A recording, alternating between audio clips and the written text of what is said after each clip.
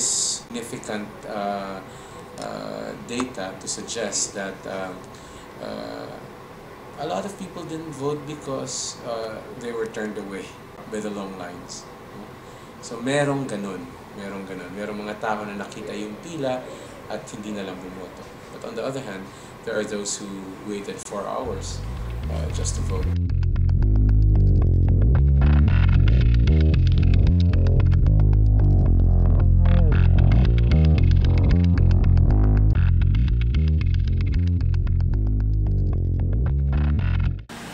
Walang malaking usapin dito. Una, midterm elections ito.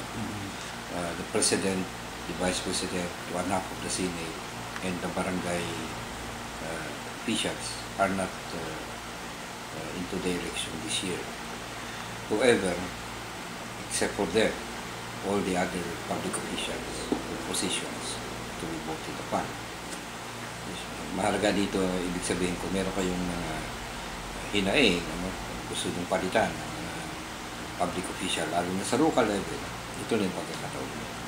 Well, it's important to vote because in a democracy, it's not just our right, it's also our obligation. As members of society, this is how we make our voice heard. So we're obliged to vote. It's our responsibility.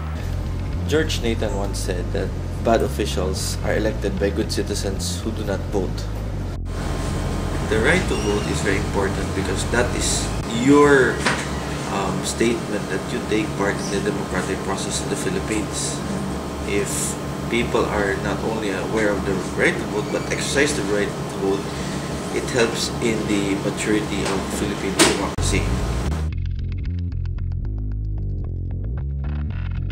I believe na yung voting is actually an opportunity for us to have the right leaders and actually to have the right people to the right position. And we have to maximize this critical tool for us to be able to determine the fate of our country and our future.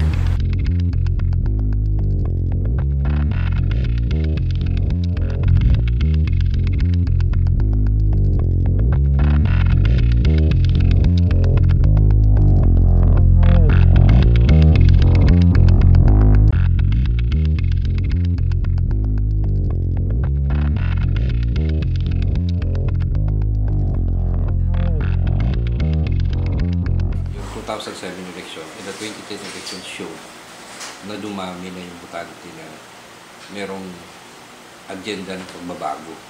Ayaw na nila yung dating kalakaran yung galing sa Gonsin Gold at willing na bumuto. Ang problem ganito, hindi pa yan tapos yung process, galing na transition. Ang bagong lumilitaw dito na usapin, hindi sa botante na, kundi kulang tayo ng matino na kandidato. In many places, hindi question yung maturity ng botante. Ang question yung maturity ng kandidato.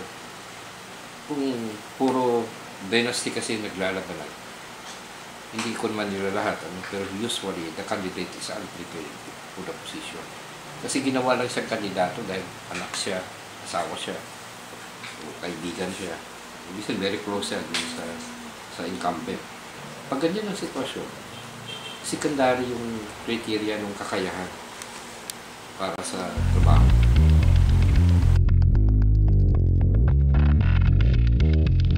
Make people aware na dapat nakikilahok tayo sa ganitong proseso because, you know, yung pagboto, isa siyang simple tool boboto ka lang di ba? Parang boboto ka lang, pero napaka-powerful yung pagboto in terms of really changing, transforming yung politics of Philippines, really having the right leaders that we really deserve.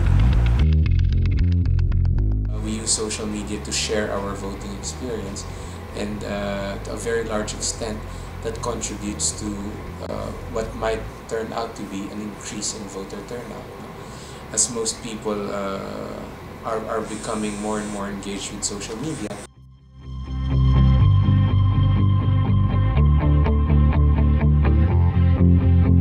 Boboto ako para sa pag-unlad ng ating bayan.